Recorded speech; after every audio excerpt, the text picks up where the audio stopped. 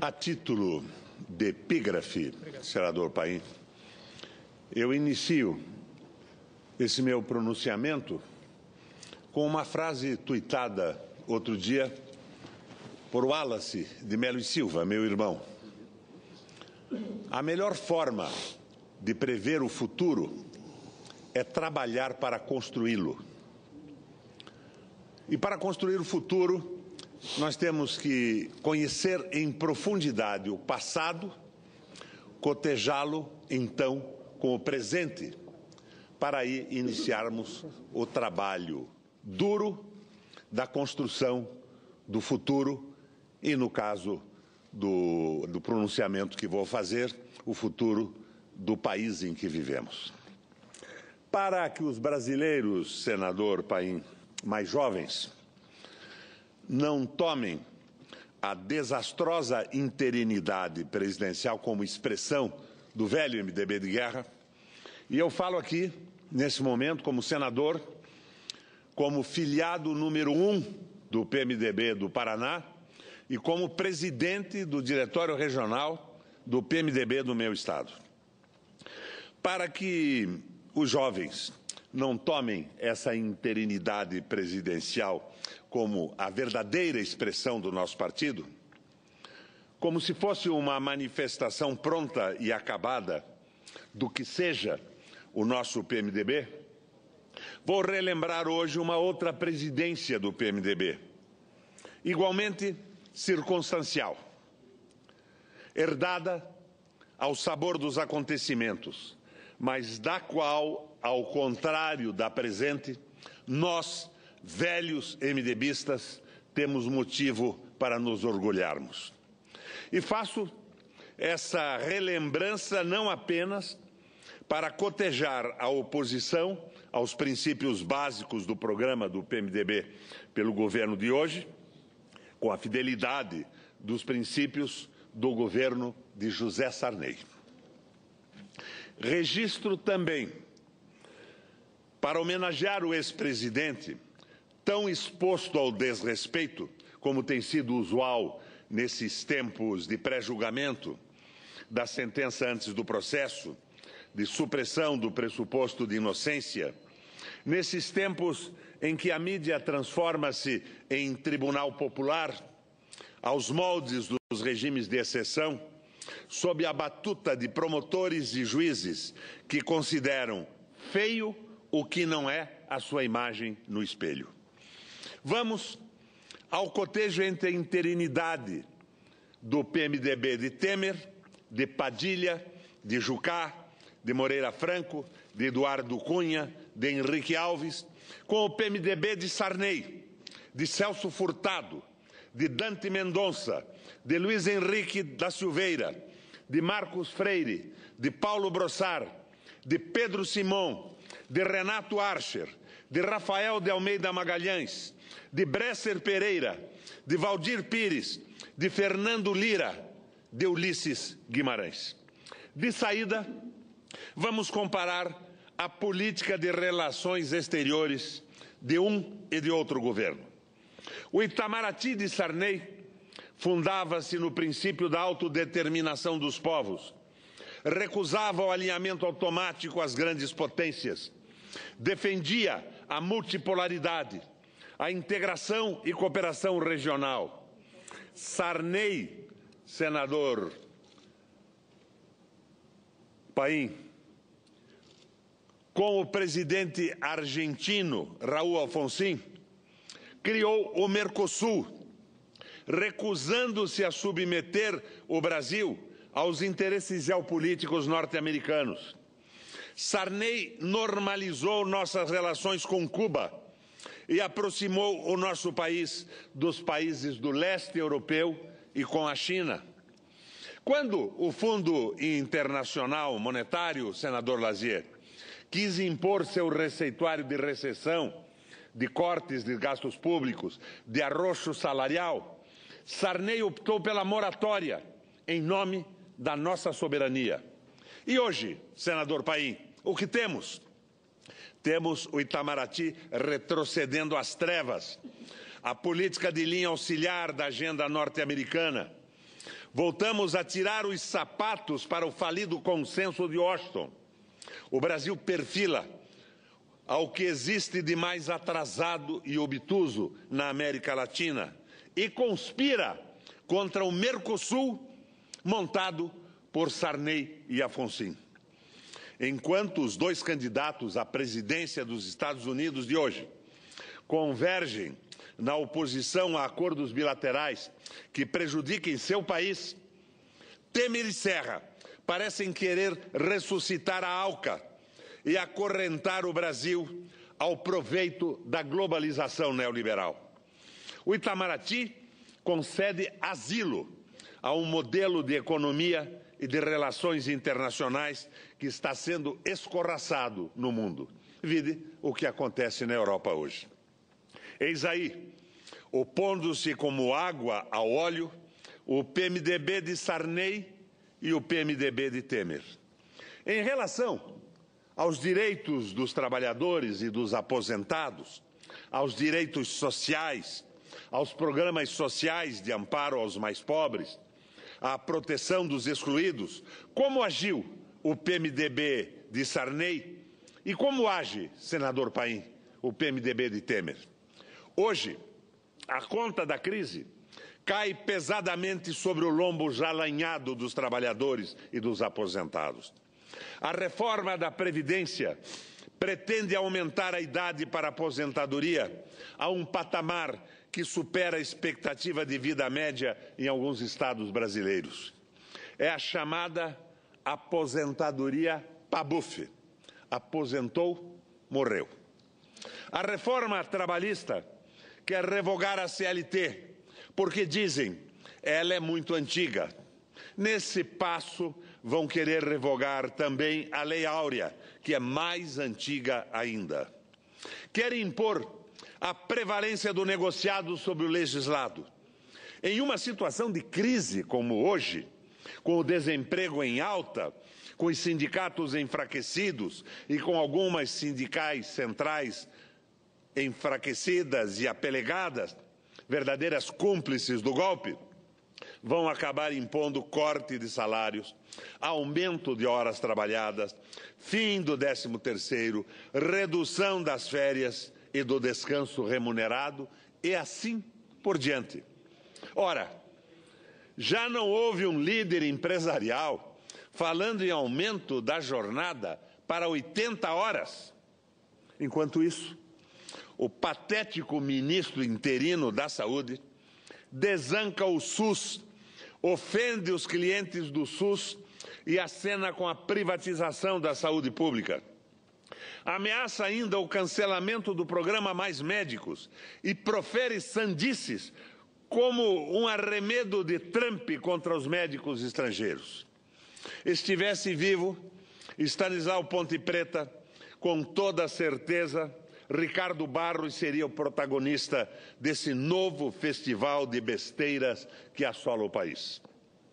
Na mesma toada, o ministro responsável pelos programas sociais revela toda sorte de preconceitos contra os beneficiários das bolsas compensatórias.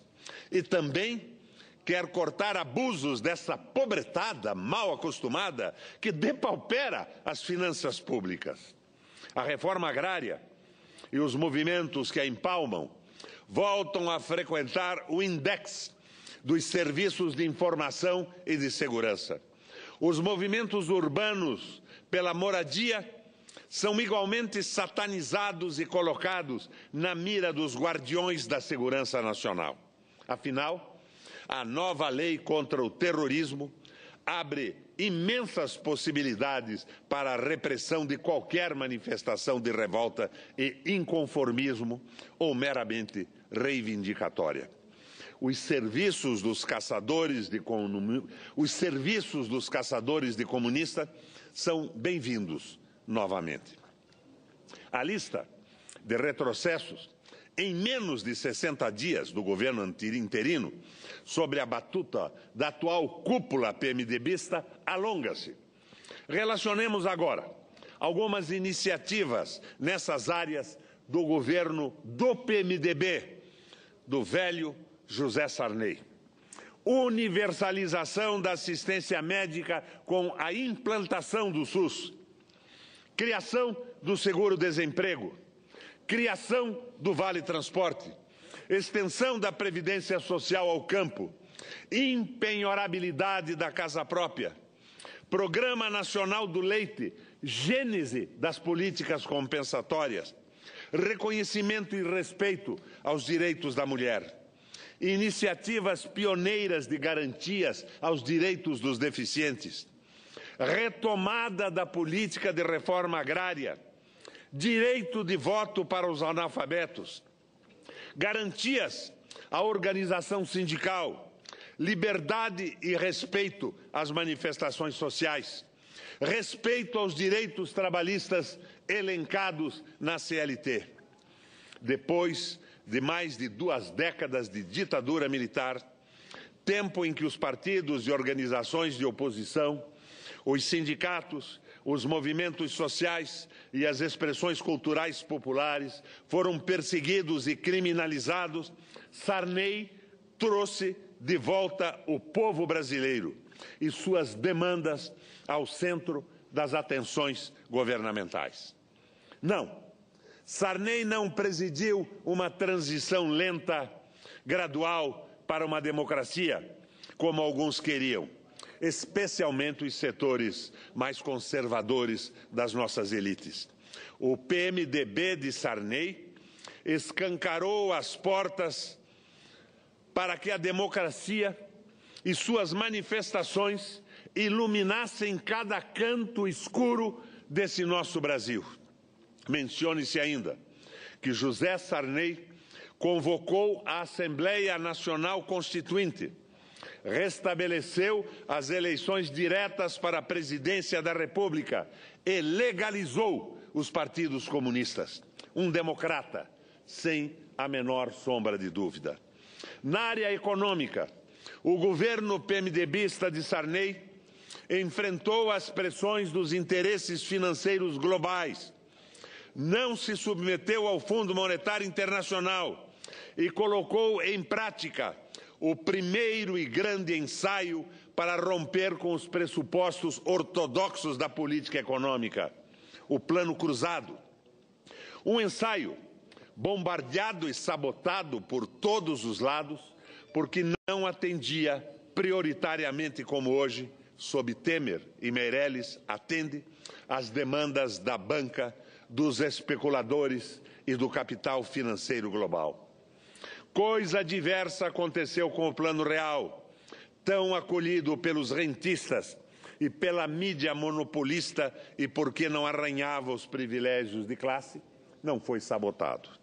Ao mesmo tempo, quando os organismos financeiros internacionais pressionaram para que o país adotasse um amplo programa de privatizações e concessões, Sarney resistiu.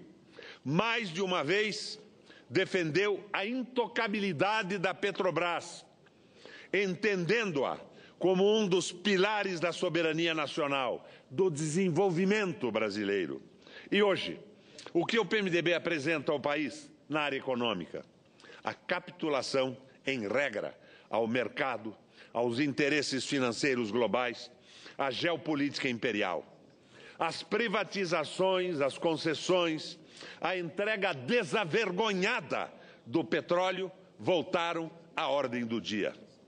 Fazem tudo com a colaboração sempre prestimosa e atenta da mídia monopolista para abater a autoestima e a dignidade nacional. Quando imaginávamos fosse coisa do passado as manifestações explícitas de entreguismo, as reverências sabujas, servis, adulatórias aos interesses imperiais, eis que esse governo surpreende-nos, retrocedendo aos tempos dos governadores gerais a serviço da metrópole, mas da metrópole não mais sediada em Lisboa, senador Lazier. Parece que o ideal hoje é transformar o Brasil em um Estado associado ao Império, uma espécie de Porto Rico. As preocupações e iniciativas de Sarney para a construção de um país soberano, defensivamente forte, bem equipado, que recusasse e rompesse a camisa de força imposta pelo bipolarismo, preocupações nem sempre reveladas, por óbvio, contrastam com a sofreguidão com que o atual governo do PMDB, que não é PMDB, submete-se e enquadra-se à pauta da geopolítica das grandes potências. Senhoras e senhores senadores, cidadãos brasileiros que nos escutam através da TV Senado, é o cotejo que faço entre um e outro governo do meu partido, do PMDB. É uma homenagem que presto a José Sarney, é um tributo, é o desagravo que registro ao ex-presidente da República, diante da ligeireza irresponsável e suspeita daqueles que hoje o acusam. Não estou canonizando José Sarney, mas rejeito, refuto e combato toda iniciativa estúpida que quer condená-lo ao fogo do inferno. O PMDB de Sarney era muito diferente desta aventura do Temer em parceria com os interesses geopolíticos de potências poderosas e da banca instalada no Brasil e sôfrega por retirar direito dos trabalhadores. Este é o pronunciamento que eu queria fazer. Em adendo, quero, num bate-papo aqui com o senador Paim e o senador Lazier, que são os dois únicos que estão no plenário nesse momento, falar sobre a tal securitização das dívidas públicas. Minas Gerais já fez isso. Cria-se uma empresa estatal, não subordinada à fiscalização do Tribunal de Contas e completamente autônoma. Essa empresa emite debêntures, estabelece o valor dos juros que essas debêntures terão para serem resgatados em 4, 5, 8, 10 anos. Ela estabelece o valor dos juros. E a garantia, supostamente, é a dívida ativa, mas não é bem assim. Isto já foi feito na Grécia. E na Grécia, como no Brasil, já tem uma medida provisória determinando que se coloque no orçamento recursos para garantir o pagamento das debêntures. Então, na verdade, é uma empresa sem nenhuma fiscalização que emite títulos com juros absurdos que vão ser pagos pela União, pelos estados e pelos municípios. Isto quebrou a Grécia, senador Lazier. É um absurdo total. E a outra loucura contra os trabalhadores é o fundo de garantia dado em garantia aos empréstimos consignados. Porque, a par disso, já vem a proposta de acabar com a retirada do fundo de garantia no momento de uma demissão, deixando o fundo na guarda dos bancos privados e só passível de ser resgatado na aposentadoria do trabalhador. São medidas notadamente para favorecer o mercado financeiro que patrocinou o golpe. E hoje, senador Paim, nós estamos falando aqui no plenário sem a transmissão direta garantida pelo regimento interno do Senado, porque está tudo lá no circo da cassação, no circo do impeachment da presidente Dilma. Está ao vivo o impeachment, o plenário não. O circo e a farsa do impeachment sem crime de responsabilidade, que na verdade é um referendo revogatório que está sendo negociado, sejamos verdadeiros, com ministérios, com favores, com propostas, com verbas, com liberação de emendas. Mas atrás disso tudo, como um deus ex machina do teatro grego, está o interesse geopolítico dos grandes países, as conversas nos gabinetes das embaixadas e as determinações da banca que patrocina o espetáculo do golpe. O ideal seria, a meu ver, a volta da presidente Dilma, com um compromisso muito sério de plebiscito e eleições diretas, avalizado por um grupo de personalidades brasileiras, ligadas à economia, às empresas, aos trabalhadores, que com ela garantissem o patriotismo e a unidade de um governo provisório até que o plebiscito se estabelecesse. E nós estaríamos livrando o Brasil de um momento futuro extraordinariamente difícil, quando o povo na rua vai ter que se revoltar e o governo, escudado na lei do terrorismo, lançar sobre as manifestações populares o exército, a polícia, num conflito armado que ocorre na Europa, mas que o Brasil pode prescindir se esse Senado tiver reservas de civilidade, de civismo, de dignidade e de patriotismo para, a fim e a cabo, derrubar este raio de impeachment. Não é volta querida, nem fora Temer. É uma manifestação a favor da dignidade e da construção de um projeto democrático, desenvolvimentista e soberano